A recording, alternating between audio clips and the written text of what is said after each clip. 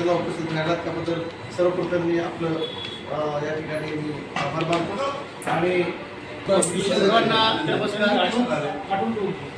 आज जी ही वंचित बहुजन आघाडीच्या वतीने जी प्रेस आयोजित केलेली आहे ही आम्ही काँग्रेसचे प्रदेशाध्यक्ष सतपाल साहेब आणि मल्लिकार्जुन खरगे साहेब राष्ट्रीय अध्यक्ष यांना आम्ही 12 तारखेला मेल केला होता की आपला उमेदवार इथं नसल्यामुळं वंचित बहुजन आघाडीला आपण पाठिंबा द्यावा।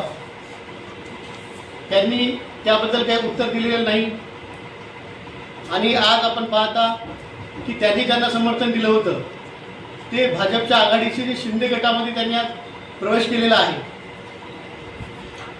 आणि काँग्रेस पक्षाने सुद्धा व्हीप जारी केलेली आहे की असा प्रवेश करून सुद्धा काँग्रेसच्या सर्व सन्मान्य नगरसेवकांनी व्हीप जारी केला आहे की त्यांनी आष्टीकरांना मतदान करावं। म्हणजे आष्टीकर म्हणजे उभाटातून डायरेक्ट शिंदे गटात प्रवेश करतात आणि तरीही काँग्रेस पक्ष त्यांना समर्थन करतं आणि ते समर्थन कायम ठेवतं।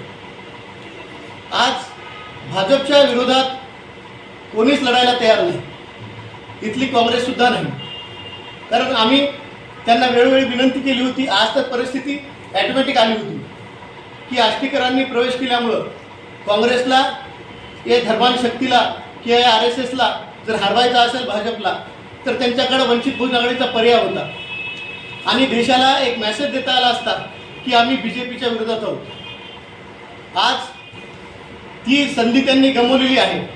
त्यांनी आज भाजपला जिंकवण्यासाठीच सुरुवातीला त्यांनी सोमठाणकर यांना उमेदवारी दिली होती। जे सोमठाणकर हिंगोली लोकसभेमध्ये उमेदवारी त्यांनी अर्ज दाखल केला होता व गिरीश महाजन आणि देवेंद्र फडणवीस यांच्या सांगण्यावरून त्यांनी आपला अर्ज मागे घेतला होता हिंगोलीमध्ये आणि त्याचा फायदा हा आष्टीकरांना झाला होता। तशीच रणनीती हे करून काँग्रेसने सुरुवातीला सोमठाणकर यांना उमेदवारी जाहीर केली आणि नंतर त्यांना उमेदवारी वापस घ्यायला लावली।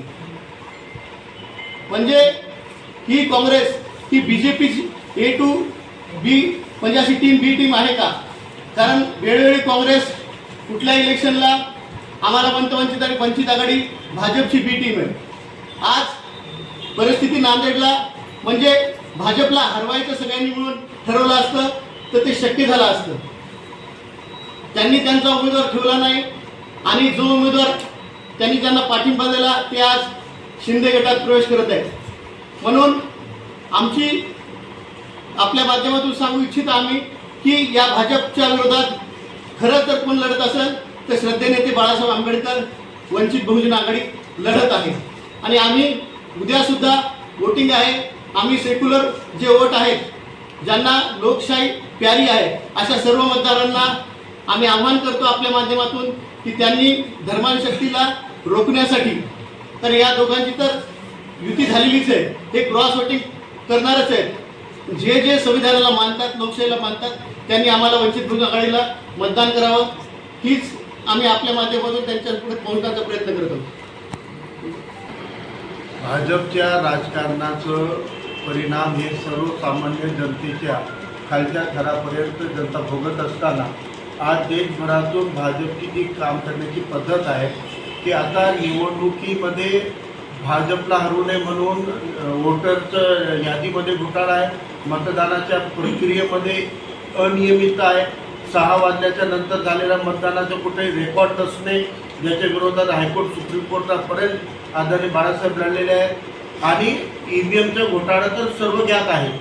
म्हणजे जिथं भाजपच्या सोबत निवडणुकीमध्ये जिंकणंच अवघड झालं आहे तिथं भाजपला हरवून निवडून जनतेनं ज्यांना आणलेलं आहे म्हणजे त्यांच्या अपेक्षेपेक्षा भरमसाठ मतदान करून ज्या सेक्युलर विचारधारेनं महाविकास आघाडीच्या खासदारांना आमदारांना आणि पश्चिम बंगालमध्ये तृणमूल काँग्रेसच्या उमेदवारांना निवडून आणलं ते निवडून आल्यानंतरही ते सेक्युलरिझमच्या दायऱ्यात न राहता त्यांना फोडण्याचं काम झालेलं आहे आणि हे होण्यामागेलं कारण हे फक्त भाजप एकटी दोषी आहे असं मानून नाही जमणार।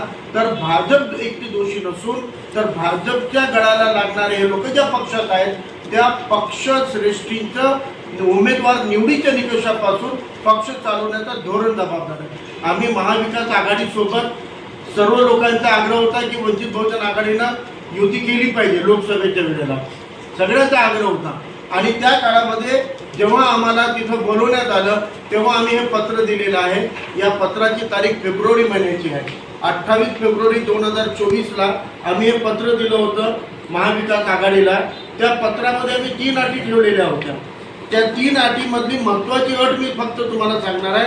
महाविकास आघाडीच्या प्रत्येक घटक पक्षानं असे लेखी वचन दिले पाहिजे की पक्ष किंवा त्यांचा निवडून आलेला उमेदवार निवडणुकीपूर्वी आणि निवडणुकीनंतर भाजपमध्ये सामील होणार नाही. फक्त या अटीमुळं आमच्यासोबत महाविकास आघाडीनं युती केली नाही. ते म्हणले की निवडून आलेले गेले तर आम्ही काय करणार. आम्हाला शपथपत्र घ्या ना तुम्ही.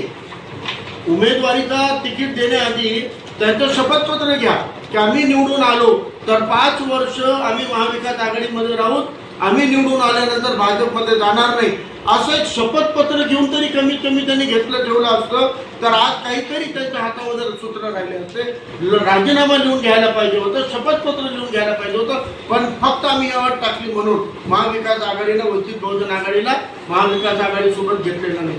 आम्हाला या वेळेला हे सांगायचे आज लोकशाही धोक्यात आली, संविधान धोक्यात आलं. हे लोकसभेमध्ये जे प्रचार करत होते, ज्यांनी वंचित बहुजन आघाडीच्या विरोधामध्ये प्रचार करून जे बी टीम आहे, आता बाळासाहेब आंबेडकरांना बघू नका, वंचितला बघू नका, आता आपल्याला संविधान वाचवायचं बाबासाहेबाचं म्हणून महाविकास आघाडीला मतदान द्या, हे म्हणणारे निर्भय बनववाल्यांना माझा प्रश्न आहे.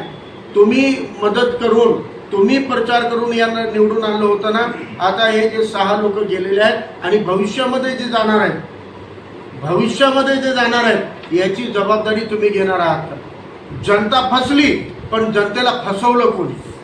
आज जनता ज्यांनी लाईन लावून मतदान दिलेलं आहे, परभणीच्या हिंगोलीच्या ज्या ज्या मतदारसंघातले खासदार गेले तिथं लाईन लावून मतदान देणारा जे आंबेडकरवादी समाज जे कधी शिवसेनेला मतदान दिलं नव्हता, जे मुस्लिम समाज ज्यांनी कधी शिवसेनेला मतदान दिलं नव्हतं, त्यांनी मोठी आस धरून यांच्या फसवणुकीमुळं म्हणजे ते या महाविकास आघाडीला शिवसेनेला मतदान करा म्हणणारे जे निर्भय बनवत नाही, निर्भय बनववाले तर आहेतच, पण असे जेवढेही आंबेडकरवादी स्वतःला इंटलेक्च्युअल म्हणवणारे असोत की मग मुल्ला मौलवी असो, ज्यांनी या शिवसेनेवाल्याला मतदान द्यायला लावलेलं आहे, आज ते उत्तर देतील का की त्यांचं मतदान तुम्ही कुठं टाकलं, कोणत्या गटारीमध्ये नेऊन तुम्ही पवित्र मतदानाचा पूर्ण वाटोळा केलेला आहे, याचं उत्तर यांनी द्यायला पाहिजे.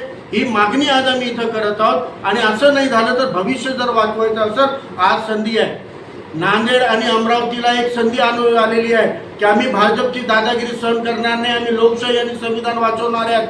आज नांदेडमध्ये 452 पैकी फक्त 138च मतदार भाजपच्या सिंबलवर निवडून आलेले आहेत. 452 मधले फक्त 138 आहेत जे कमलच्या सिंबलवर निवडून आले.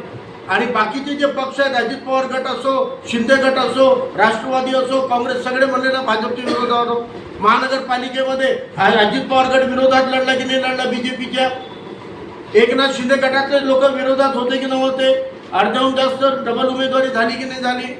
मग आता तुम्ही बीजेपीच्या विरोधात निवडून आलेले आहात तर बीजेपीच्या उमेदवाराला मतदान करणार आहात का. आणि आज तुम्ही पण जर मतदान करण्यात असाल, तुम्ही नगरसेवक म्हणून निवडून येताना जे धर्मांतर जातीच्या विरोधामध्ये लढलात, जे संविधानाची भाषा केलात, ज्या कमळचं सिंबल तुम्ही स्वीकारलं नाही, जे भाजपची दादागिरी स्वीकारली नाही आणि तुम्ही निवडून आलेले आहात तर तुम्ही कोणाला मतदान करणार आहात.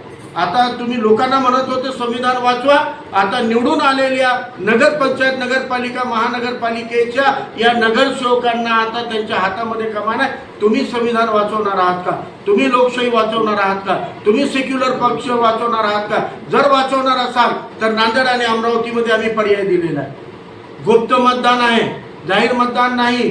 त्यामुळे एकदा क्रांती करून दाखवा, एकदा परिवर्तन घडवून दाखवा. लोकांमधून निवडून येणारे तुम्ही जर परिवर्तन करणार नसाल, तुम्ही संविधान वाचवणार नसाल तर उद्या जेव्हा उद्रेक होईल सगळ्यात आधी लोक तुम्हाला टार्गेट करतील. सगळ्यात आधी लोक तुम्हाला प्रश्न विचारतील, सगळ्यात आधी लोक तुमचा घेराव करतील. म्हणून या लोकप्रतिनिधी 452 लोकप्रतिनिधीपैकी 138 भाजपचे सोडून उर्वरित सगळ्या मतदारांना, नांदेड आणि अमरावतीमधल्या नॉन BJP मतदारांना आमचं आव्हान आहे की आज संधी आलेली आहे, आपण पर्याय निवडा. तुम्ही वंचित बहुजन आघाडीने उमेदवार दिलेले आहेत, त्यांना मतदान करा.